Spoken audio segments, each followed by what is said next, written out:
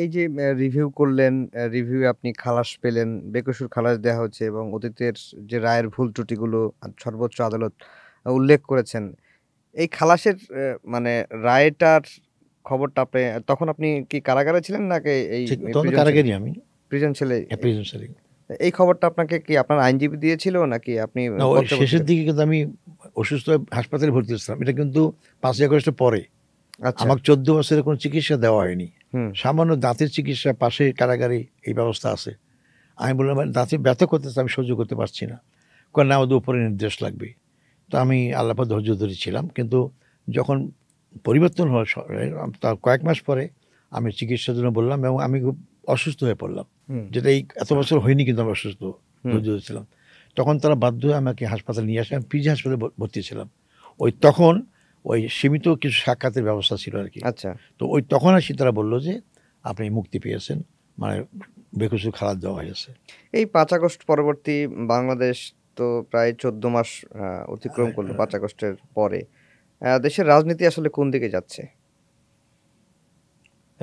দেশের রাজনীতি তো আপনারা দেখতে পাচ্ছেন, দেশের রাজনীতি এখন তো নির্বাচনমুখী বলবো।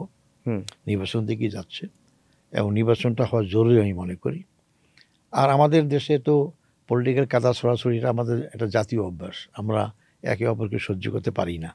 আমরা ডেমোক্রেসির কথা বলি, কিন্তু আমরা নিজেদের মধ্যেও ডেমোক্রেসি থাকে না। আমরা অন্যের নিজের ডেমোক্রেসি ভোগ করি, অন্যকে ভোগ করতে দেই না আমরা। এই কালচার থেকে আমাদের বেরিয়ে আসতে হবে। ছাত্ররা কিন্তু দেখিয়ে দিয়েছে আমাদেরকে। এবং আজকে ডাকসু যে ছাত্র শিবির এখানে ফুল প্যানেল জয়লাভ করেছে, তারা কিন্তু সহমর্মিতা সব দলের সাথে কীভাবে ব্যবহার করতে হয় ছাত্রদের কাছে এখন শেখার বিষয় হয়ে গেছে আমাদের। হুম। রাজনীতিবিদদের অনেক শিক্ষা তাদের কাছে আছে, অথচ আমাদের কাছে তার শিক্ষা পেত। আমরা দুর্ভাগ্য সেই শিক্ষা অর্জন করতে পারিনি। আমি মনে করি এইভাবে যদি আমাদের দেশটাও চলে, হার জিত থাকবে। ক্ষমতা কেউ যাবে, কেউ হুম। ক্ষমতায় যাবে না, সবাই ক্ষমতায় যাবে, এটা তো নিশ্চয় হতে পারে না। না। অতএব আমি যদি এটাকে মেনে নেই, আমি একজন দেশের নাগরিক, দেশ চালাচ্ছে যে সেও দেশের নাগরিক, হুম। তিনি কল্যাণের জন্য দেশের ক্ষমতা পেয়েছেন, আমিও কল্যাণের দেশের রাজনীতি করি।